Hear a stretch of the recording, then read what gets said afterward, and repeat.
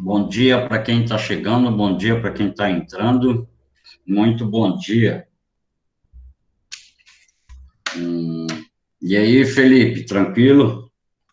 Muito bom dia para você aí. Júlia Fernandes, bom dia. Rafaela Reis, bom dia. Mariana Gonçalves, Danilo, Gabriela, bom dia. Bom dia, professor. Tudo bem com você? Tudo, Quem tudo mais? bom, dia, pro. Axa, bom dia, Axa. Minha manhã fica mais maravilhosa quando eu ouço a sua voz. Aliás, de todos vocês, né? Muito bom dia, maravilhosamente, segunda-feira, clima em torno dos 30 graus. Daqui a pouco eu faço a previsão do tempo completa para Campo Grande nesta quinta-feira. Vamos aguardar um pouquinho enquanto o povo vai chegando para a gente poder começar, certo? Lembrando que hoje à tarde nós temos aula presencial no Colégio Referencial. Nossa aula de Sociologia vai ser transmitida diretamente do Colégio Referencial, tá? Aí vocês vão ter que me desculpar qualquer falha, porque ainda não estive lá para ver o processo de gravação. Eu vou lá hoje para ver como que vai acontecer isso tudo, certo? Mas hoje à tarde, às 15 horas e 15 minutos, no nosso horário da aula online, nós teremos aula ao vivo lá pelo colégio, certo? Aguardo a participação de vocês, apesar de que está reduzindo cada vez mais a participação do pessoal, né? Pro, Pois não, minha querida? hoje a gente vai finalizar o capítulo do. Ai, somente. Nós vamos finalizar um capítulo e a próxima aula a gente finaliza o outro, já começando a revisão, certo? Que outra aula? Oi? Pera, hoje a gente termina o capítulo com Hannah Arendt. Nós não vamos falar de Hannah Arendt, nós vamos falar a respeito do pensamento da democracia contemporânea. Vamos citar apenas algumas coisas de Hannah Arendt, porque ela não tem caído muito em prova de vestibular, em prova de Enem e tudo mais, tá? Nós temos que falar da estrutura da natureza política em Aristóteles, em Jean-Jacques Rousseau, em Hegel e a função do Estado para Marx. Aí a gente encerra este capítulo, tá? Que eu não aguento mais falar de política, de democracia dentro dessa esfera. Então, a gente vai ter que passar no restante do capítulo, que fala a compreensão da democracia contemporânea. Aí vai pegar lá atrás em Aristóteles, tá? Vamos passar a respeito de Jean-Jacques Rousseau, que é um dos clássicos do pensamento político, e depois vamos analisar o pensamento político de Hegel rapidinho e de Marx também rapidinho, nada que seja muito demorado. A gente vai demorar um pouquinho, talvez, em Jean-Jacques Rousseau, certo? Respondi a sua pergunta? Aham. Mais uma coisinha. O que o senhor acha de uma revisão, hein? Até o final do mês a gente vai estar fazendo uma revisão, fica tranquila. Mas a gente tem que terminar primeiro os nossos capítulos, tá? A gente termina e já começa uma revisão. Inclusive, o professor Valdivino já falou comigo, essa sexta-feira eu não garanto que vai dar, porque sexta-feira eu tenho uma aula de revisão do passe do primeiro ano, mas as próximas semanas fica tranquila que a gente vai dar um jeito de fazer uma revisãozinha básica para vocês, tá? Fica tranquilo que nada é difícil a ponto que não possa piorar. Fica tranquilo, tá ok? Certo?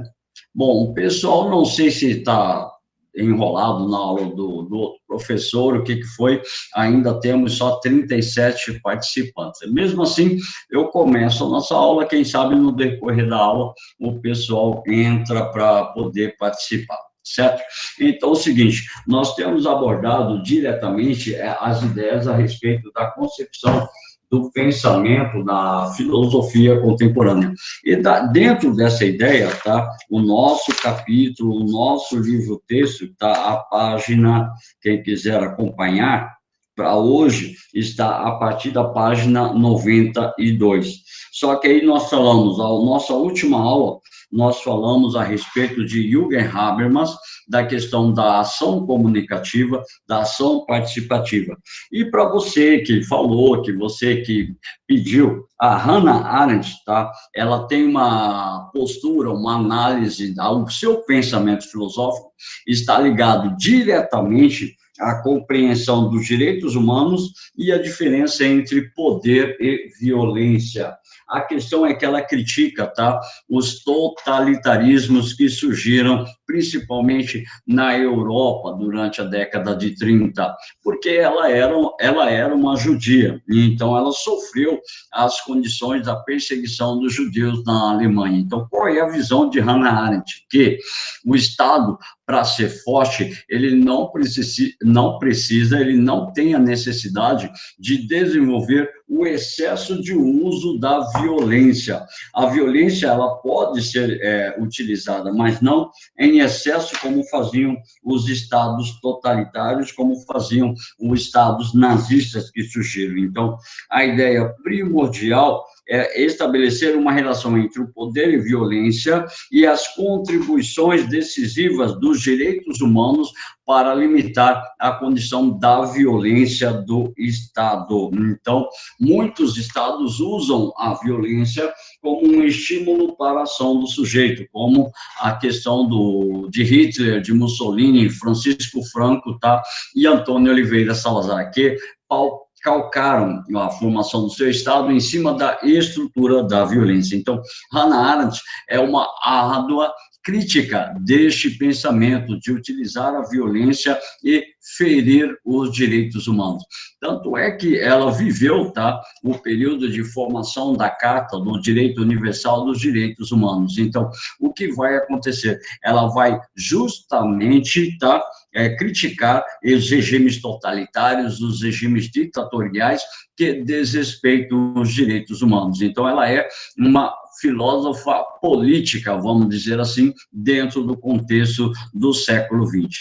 Mas, para hoje, tá, além desse breve comentário a respeito da Hannah Arendt, nós temos que estabelecer uma análise direta às ideias da formação do pensamento político contemporâneo a respeito do processo da chamada democracia. Então, nós temos que analisar o pensamento, na verdade, o pensamento que nós vamos analisar é até o século XIX, tá? A visão sobre o Estado oriunda ainda no século XIX. Então, vamos começar lá atrás, lá no período da antiguidade. Como se você quiser comprovar isso, você pode pegar a página 93. Vai falar de Aristóteles, depois Jean-Jacques Rousseau, depois Hegel e Marx, tá ok? Vamos tentar ser o mais sintético possível para a gente não poder demorar muito na nossa aula. Então, a questão é a seguinte: a finalidade da política, lembrando que na Grécia Antiga, Atenas, tá, é o berço da democracia, mas era uma democracia limitada. A democracia, ela era, tá, oriunda, ela era destinada aos cidadãos, só que cidadãos eram poucos aqueles que eram considerados cidadãos em Atenas. Então, condições para ser cidadão em Atenas: filho de pai e mãe ateniense, homem maior de 21 anos, tá? Ser bem-nascido, membro da aristocracia. Então, essas eram as condições para a formulação do termo cidadão na Grécia Antiga. Então, segundo Aristóteles, tá, o desenvolvimento dessa democracia nada mais era do que uma condição da vida política. Grava aí, por favor.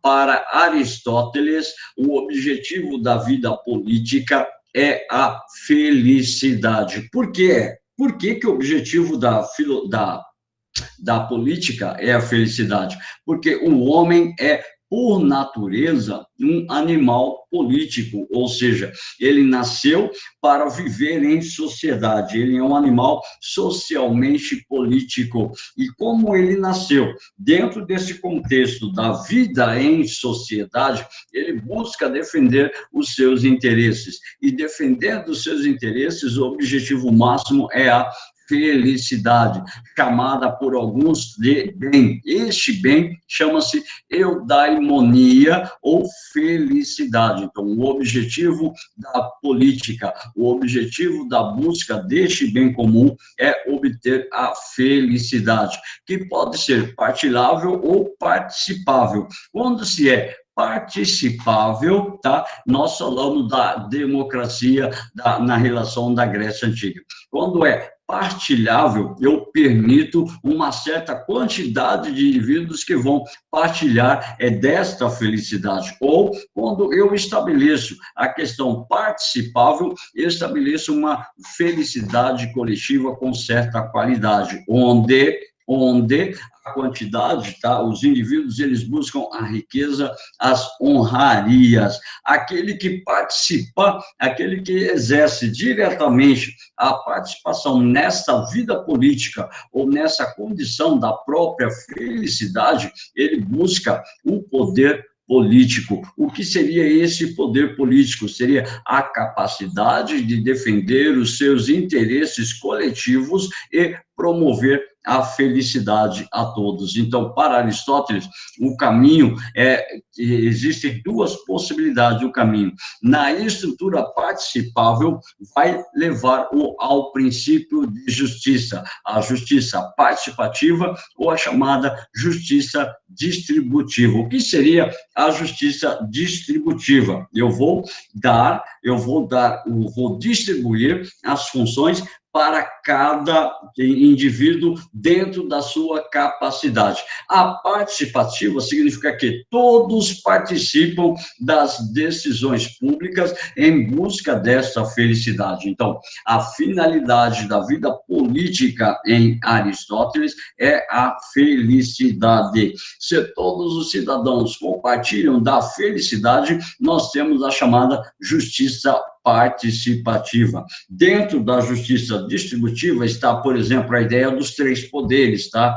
Os três poderes é a distribuição do poder para os indivíduos que exercem as suas funções. Então, exercendo as suas funções, vai estabelecer diretamente a chamada justiça no pensamento de Aristóteles. Diz assim: para Aristóteles, tá, a finalidade da vida política está ligada à vida em sociedade, à vida na cidade. Então, a cidade justa caberá distinguir os dois tipos de justiça e realizar ambos. Ou seja, eu devo promover a igualdade entre todos os cidadãos. Então, a justiça distributiva consiste em dar a cada um o que lhe é devido com a sua função e dar desigualmente aos desiguais para torná-los iguais. Ou seja, significa que, como, por exemplo, alguns indivíduos fazem parte da Polícia Federal, outros fazem parte da Polícia Militar. Cada um deles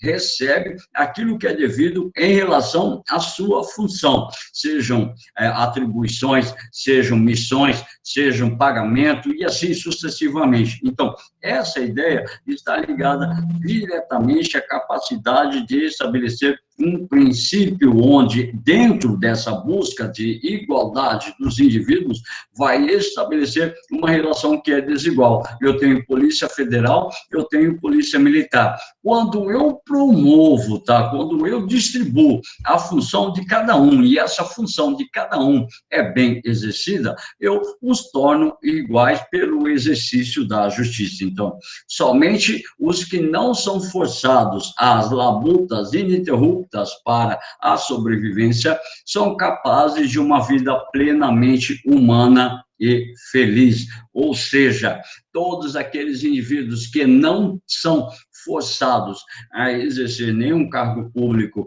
a exercer nenhuma função específica, a exercer qualquer tipo de atribuição, ele pode tornar-se realmente feliz na busca dos seus interesses.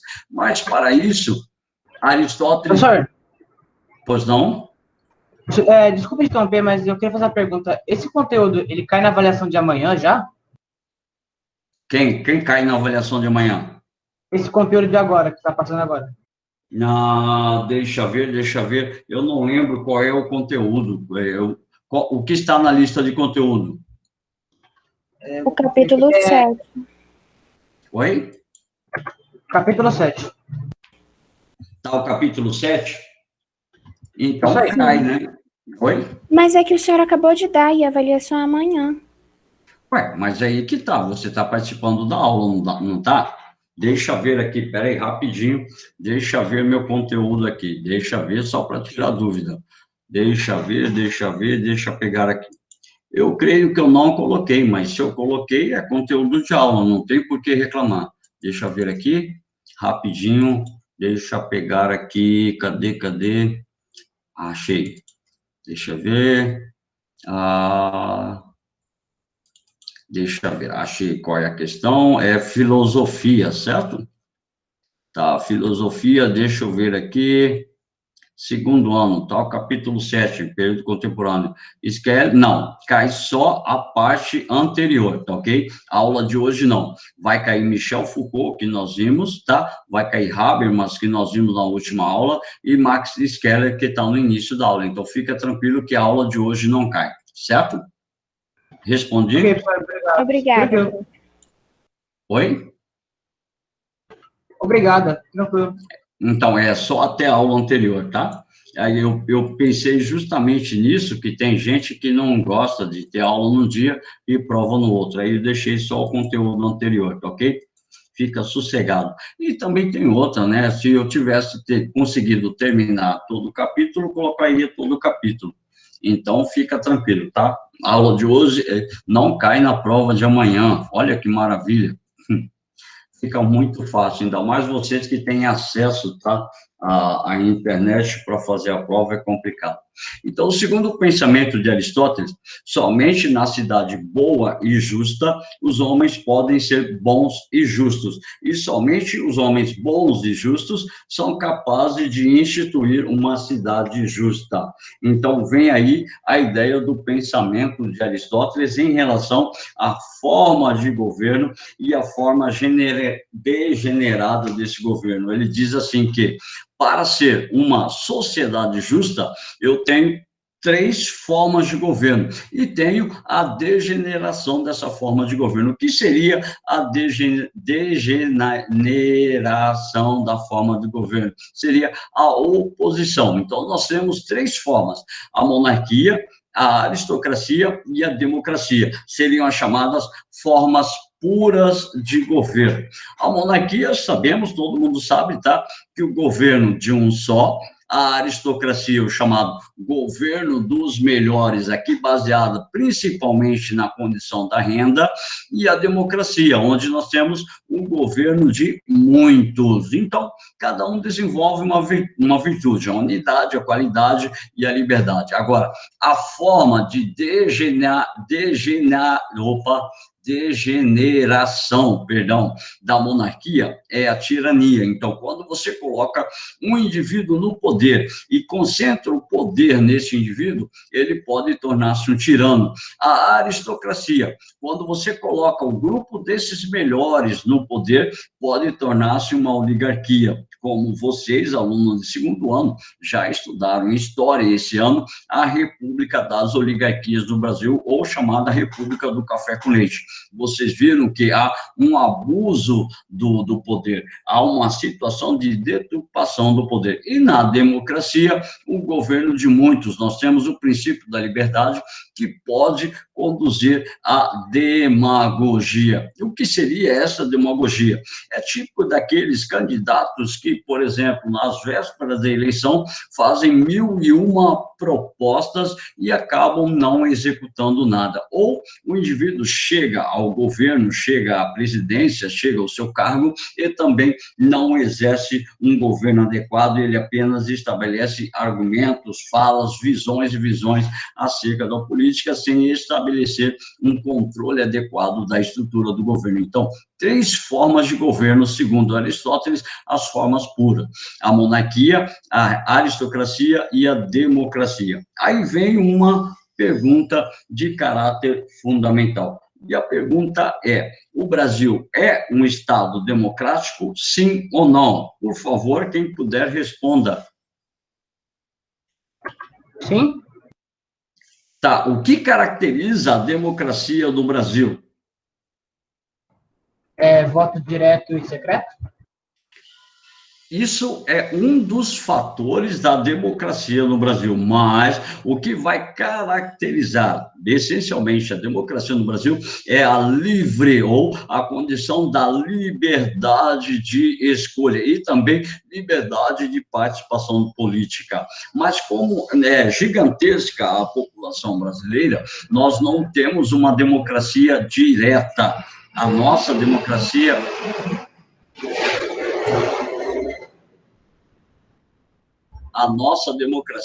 ela é chamada de democracia indireta, porque nós colocamos no poder aqueles indivíduos que serão os nossos representantes. Eu não tomo uma decisão direta, eu escolho os meus representantes e eles decidem em meu nome.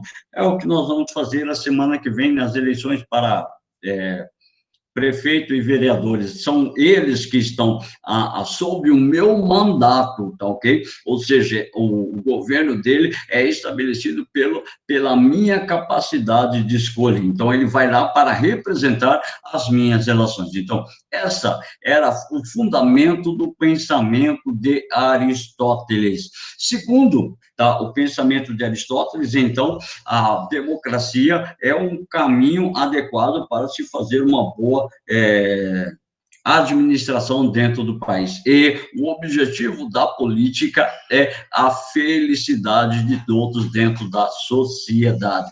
Segundo Jean-Jacques Rousseau, é um dos pensadores contemporâneos mais utilizados dentro da estrutura da filosofia ou da estrutura da própria redação. Se você quiser citar Jean-Jacques Rousseau na sua redação em relação às desigualdades sociais, é uma boa forma de você citar algum teórico na sua prova de redação. Mas a ideia é o seguinte: segundo Jean-Jacques Rousseau, o pensamento político está centrado no chamado contrato social, ou os princípios do direito político. A ideia é fundamental, é que o indivíduo, o cidadão, ele estabelece um pacto social com o Estado. Como seria este pacto social? Ele reconhece a autoridade do Estado, mas o Estado não pode fazer nada sem a sua aprovação. Então, a ideia seria uma liberdade natural diferente de uma liberdade civil. Essa liberdade civil não é natural do ser humano. O ser humano possui em si uma chamada liberdade natural, onde ele não é regido por regras, por normas que incidem dentro da sociedade. Agora, quando ele conquista a sua liberdade civil, quer dizer que ele tem uma relação, uma ligação direta com a estrutura do Estado, ou seja, o Estado tem que defender as suas liberdades civis. Então, o objetivo da teoria política de Rousseau é legitimar a formação do Estado moderno baseado na vontade geral. Grava aí, princípio da democracia moderna. É o princípio da chamada vontade geral ou vontade comum, tá? A ideia é legitimar o poder e a propriedade privada que seria ilegítima em relação aos outros indivíduos. Qual é a diferença entre Aristóteles e Rousseau? Porque para Aristóteles a democracia é própria dos cidadãos gregos, mas somente uma pequena quantidade de indivíduos eram considerados cidadãos. Em Rousseau, a ideia da liberdade civil abrange a todos aqueles indivíduos que compõem a sociedade, não só uma pequena quantidade de indivíduos como era na Grécia Antiga. Então, a teoria política de Rousseau é baseada nas ideias do iluminismo e, por isso, se opõe às teorias de Thomas Hobbes, de John Locke e de Hugo Grotius, porque eles tinham uma outra concepção a respeito da formação do Estado. Estado. No caso, o Hobbes, o Estado tinha que ter poderes absolutos e, para John Locke, o Estado era responsável pela defesa dos direitos naturais. Segundo Rousseau, não tem a possibilidade do exercício desses poderes, ou dessa condição de liberdade natural. Segundo o Rousseau, essa liberdade natural não seria própria dos indivíduos, ela seria uma estrutura que iria gerar contradições dentro da sociedade. Por isso, o ser humano necessita da chamada liberdade civil. Essa liberdade civil é quem conduz o indivíduo a compartilhar os elementos da sua própria condição de ser sociável. Então, é ele que vai falar da ideia de que o homem nasce bom e a sociedade o corrompe, porque o homem é o bom selvagem por inocente, ou seja, no seu estado natural, ele não tem concepções da vida política é fundamental. Então, quando ele se insere dentro desse estado civil, dessa condição do Estado civil, transforma toda a vida do homem. Então, diz assim, como o homem perde a sua liberdade natural? As ciências e as artes primárias causam o progresso, fazendo surgir a propriedade privada, e com ela, o acúmulo de capital. Logo em seguida, a consolidação do poder, a desigualdade política e econômica. Olha, como existe um medo ou o temor comum entre os proprietários de perderem seus bens, é instituída a força, ou seja, o Estado. Então, o homem perde a sua liberdade natural a partir do momento que surge o Estado para manter o controle da sociedade. Então, a perda da liberdade natural está ligada com o exercício do Estado, ou o funcionamento do Estado em relação à organização política e do poder. Então, vem assim, o que seria esse Estado civil ilegítimo? Segundo o Rousseau, o homem lá nasce livre e em toda parte encontra-se a ferros, ou seja, encontra-se aprisionado. Segundo Jean-Jacques Rousseau, a história da evolução dos direitos naturais do ser humano é uma história da decadência. Por quê? O Estado que não é legítimo, o Estado que não é natural, é uma criação humana. Se o Estado é uma criação humana, então o homem estabelece a criação de uma instituição para se impor sobre a si mesmo. Portanto, os homens que vivem em sociedade é uma condição ilegítima. A sociedade não seria parte da legitimidade do ser humano. Então, os homens estão subordinados ao trabalho, à miséria e à servidão por homens mais poderosos, ou seja, aqueles que controlam o Estado, exercem total poder sobre esses indivíduos. Então, e esses homens são chamados de proprietários, diz assim, os proprietários que, por meio de coerções, restringem ou anulam a liberdade individual dos sujeitos, ou seja, todos aqueles indivíduos que estabelecem uma estrutura da produção, estabelecem uma estrutura de produção das mercadorias e dos produtos, eles são controlados por aqueles indivíduos que são proprietários dos meios de produção. Isso vai influenciar diretamente o pensamento de Marx. Diz assim, segundo Rousseau, o capítulo 93, segundo parágrafo a respeito do contrato social. Este governo nasce da ideia do contrato social, momento em que o homem cede alguns dos seus direitos ao Estado para tornar a sua vida mais qualificada, fazendo assim surgir o Estado civil, que funda-se na vontade geral. A vontade geral também não pode ser confundida com a vontade de todos ou uma maioria, tá? Que se refere à soma das vontades particulares, mas que condiz necessariamente ao que é melhor para aquele povo. A democracia como vontade de todos ou vontade geral. Então, nós temos justamente essa ideia.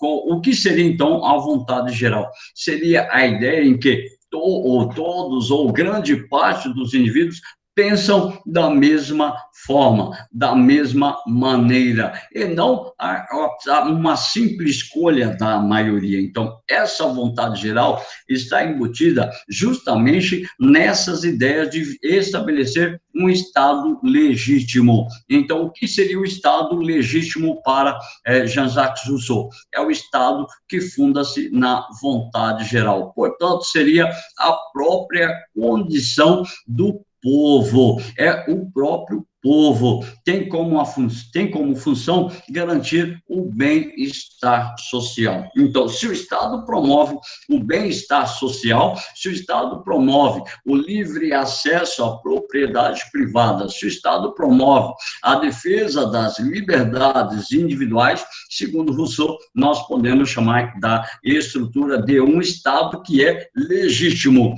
Se o Estado não promove nenhuma condição dessa, se o Estado vai promover a perseguição aos indivíduos, vai promover uma certa inadequação da sociedade política dentro dos fatores instituídos pelo Estado, é chamado de Estado ilegítimo. É por isso que Hannah Arendt combate a ideia do totalitarismo. Então, qual seria o combate dessa ideia do totalitarismo? Combater aquele Estado que não busca o bem-estar social dos seus indivíduos. Se estabelece alguma perseguição, algum isolamento, algum mecanismo de tortura, então esse Estado não é legítimo. O Estado de bem-estar social vai proporcionar, tá, condições para que as liberdades individuais sejam exercidas. Então, deve possuir um governo que represente este nível administrativo. Então, o Estado, afirma Rousseau, ser possível o Estado legítimo dentro do governo aristocrático e também monárquico. Então, a estrutura base do pensamento do Estado legítimo é a chamada estrutura democrática. Ele tem que ser democrático. Ele pode ser tanto aristocrático quanto monárquico. É uma ideia da aristocracia, por exemplo, da estrutura da política no Brasil. Nós somos uma república federativa, tá, de caráter democrático, é claro que no âmbito da representatividade. Então, essas ideias fundam-se dentro do pensamento político de Jean-Jacques Rousseau. Então, nós poderíamos categoricamente afirmar que o Brasil caminha para ser um Estado civil legítimo, tá ok? Por que o Brasil caminha para ser um Estado civil legítimo e não já é um Estado civil legítimo? Porque ainda existem muitas desigualdades sociais dentro da estrutura política, econômica e principalmente social da estrutura do Brasil, certo? Então, essas seriam as prerrogativas acerca do pensamento de Jean-Jacques Rousseau. E para ele, nós temos que estar diretamente ligada às questões dos chamados poderes fundamentais, ou seja, a forma de governo da democracia direta ou participativa, nós temos a visão do poder legislativo, é o mais importante e tem a função de elaborar leis e a expressão da vontade geral do povo. Por que é a expressão da vontade geral do povo? Porque o vereador, o deputado estadual, o deputado federal, o senador, está lá no nome do povo. E o poder executivo, tá? A função é aplicar as leis do legislativo pelo povo, as leis do povo, fazer valer essas leis do povo. Só que nós não podemos ter uma sobreposição de poderes. O executivo não pode se sobressair ao legislativo. Então, o legislativo é a esfera primordial dessa estrutura do poder, certo?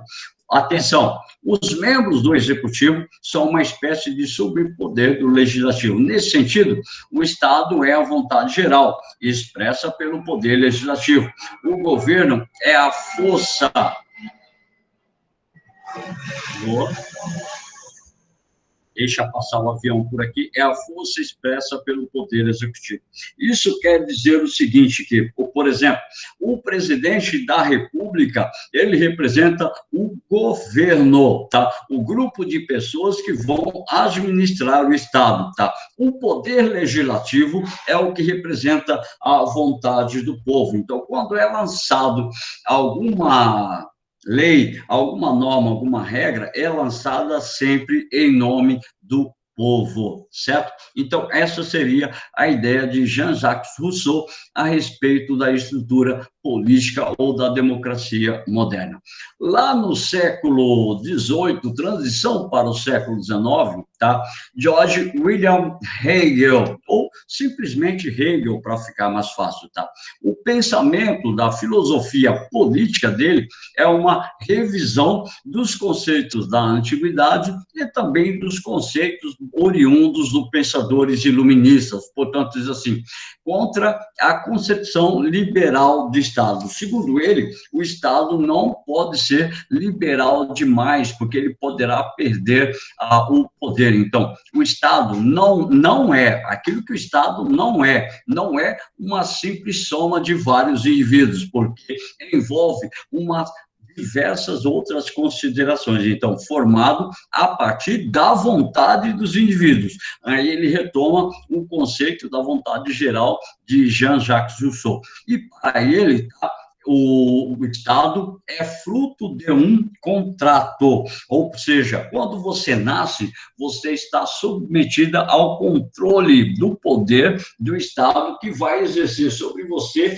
ou até mesmo sobre a sua família. Então, para Hegel, o Estado, o que é o Estado? O Estado precede ao indivíduo, então ele é anterior ao indivíduo, porque ele é concebido como fundador da sociedade civil, justamente aquilo que Rousseau falava. Então, é o Estado que quem cria a sociedade civil. A sociedade civil não está pronta, não está no nascimento do ser humano, não está no estado natural do ser humano, porque no estado natural ele não precisa de normas, regras e leis para orientar a sua convivência em grupo. Portanto, dentro da concepção de Hegel, a realidade é a manifestação ou razão do espírito, ou seja, da consciência do ser humano. O Estado seria a manifestação da consciência objetiva em seu desenvolvimento, uma esfera que concilia a universidade com com os interesses humanos que são particulares, como, por exemplo, o Brasil é uma estrutura universal para todos os brasileiros, que cada brasileiro tem interesses particulares, propriedade, liberdade, trabalho e assim sucessivamente. Então, a ideia primordial é estabelecer algo que teria uma condição universal, mas que atenda à particularidade. Então, essa seria a função do Estado, tá? Um elemento universal para defender os interesses que também são chamados de particulares.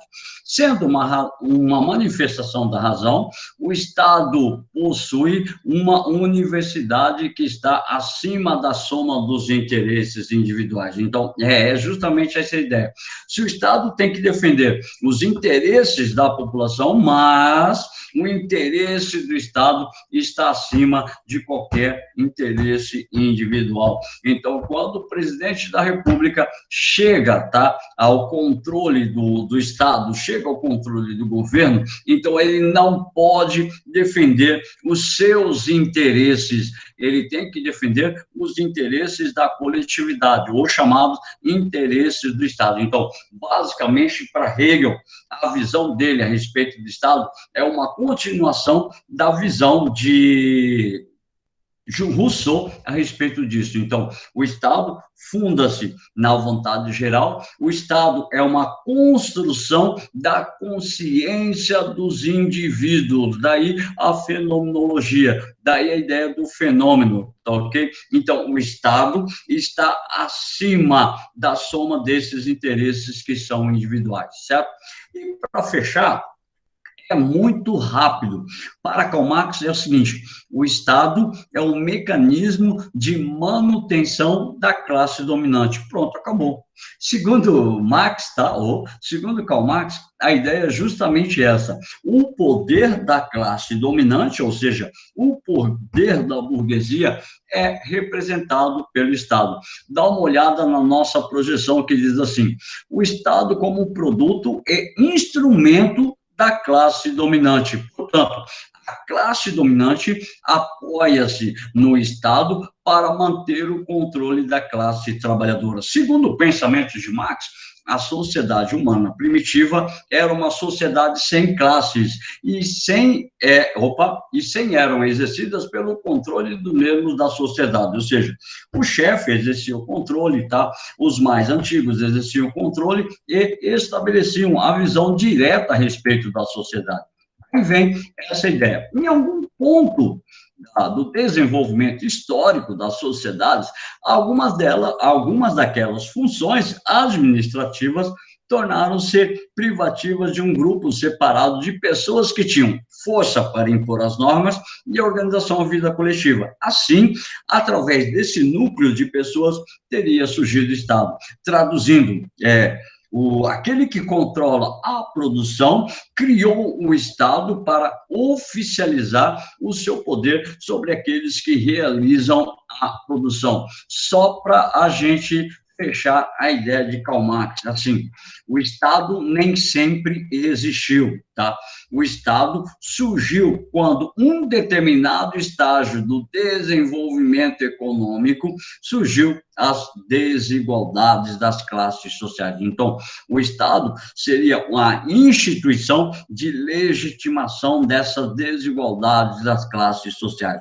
O Estado não é um simples mediador das lutas de classes, antes, atua geralmente como instrumento de domínio de classe. Então, a ideia de Marx é que devemos abolir o Estado. Quando nós conseguimos abolir o Estado, nós vamos transitar do socialismo para o chamado comunismo. Essa seria a visão de Karl Marx. Então, o Estado é um instrumento de poder da classe dominante, tá? Um instrumento de exercício do poder da classe dominante. Então, essa seria a ideia de Karl Marx a respeito do poder, da questão do Estado. Então, a gente pega assim, Aristóteles, a função da política, a função do Estado é promover a felicidade de todos dentro da sociedade. Segundo Jean-Jacques Rousseau, o Estado funda-se na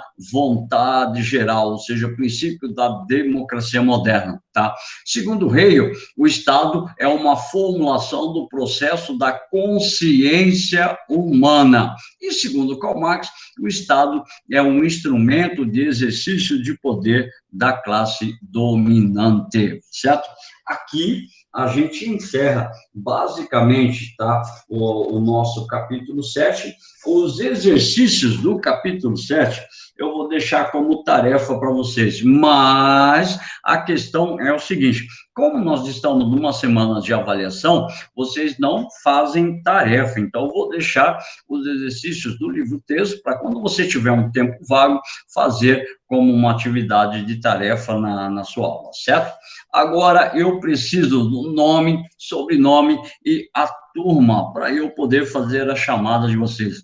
E para quem for à tarde na aula no colégio, tá? Para a aula de sociologia no colégio, não se esqueça de levar o seu livro de sociologia, tá ok? Para a aula de hoje à tarde, para quem for no colégio, não esqueça de levar o livro de